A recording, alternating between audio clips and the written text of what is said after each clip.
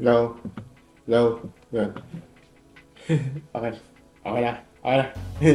Okay, so, hello mga story. So, welcome back to sa additional content sa atin. So, papakita ko sa inyo, ito yung tungkol, ito, ang dami na pala ito. Oh! Wait lang medyo, ang dami palang error. Pero ito, ako na. Kaya, papakita ko sa inyo, ito yung sa road rage. Ano naman to? Road rage na naman.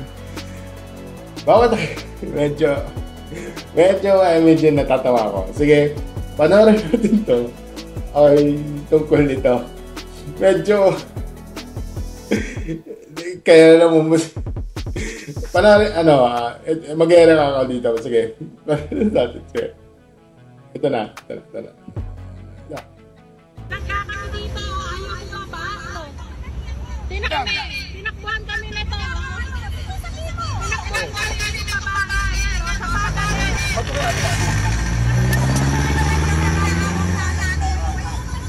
Tinakbuhan kami nito. Okay.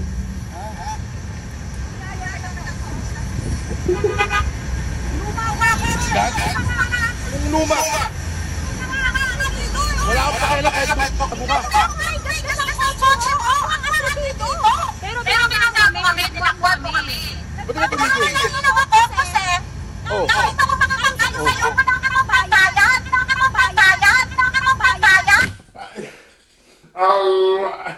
Pambaya. Grabe ka naman yan. Yung seater nyo, may plastic pa. Don't tell me, pati yung mga sala nyo may plastic. Tara babayan, tara! Buka! Nabang mo Ano? Ikaw ang bangga. Okay. Ikaw ang bangga. Para nagbangga yung mga... Ikaw ang bangga. Ma'am, sorry.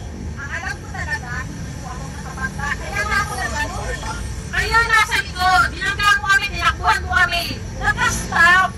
Kaya kita tinakbuhan, naisip ko, wala kang tapos wala kang magbabayan. Nagmamadali ako kasi hinahabot ko ang nanay ko. Okay. Kaya ang iisip ko, wala naman kayo magbabayan eh.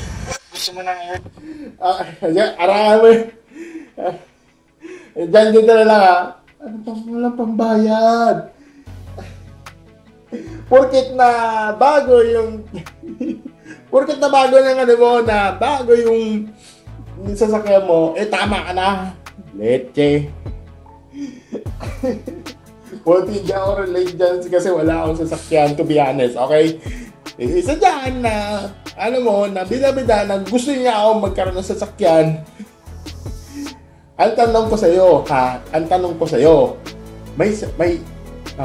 kung gusto niyo akong bigyan ng sasakyan o gusto niyo bumili ako ng sasakyan, ang tanong sa'yo, bibigyan mo ba ako ng garahe?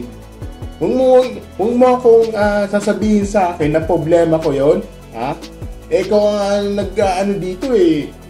Ikaw ang nagsasabi dito ng mga sasabihin mo yung problema, tapos sasabihin mo sa akin na problema ko yun dahil wala akong garahe. Sira ulo ka rin eh, no?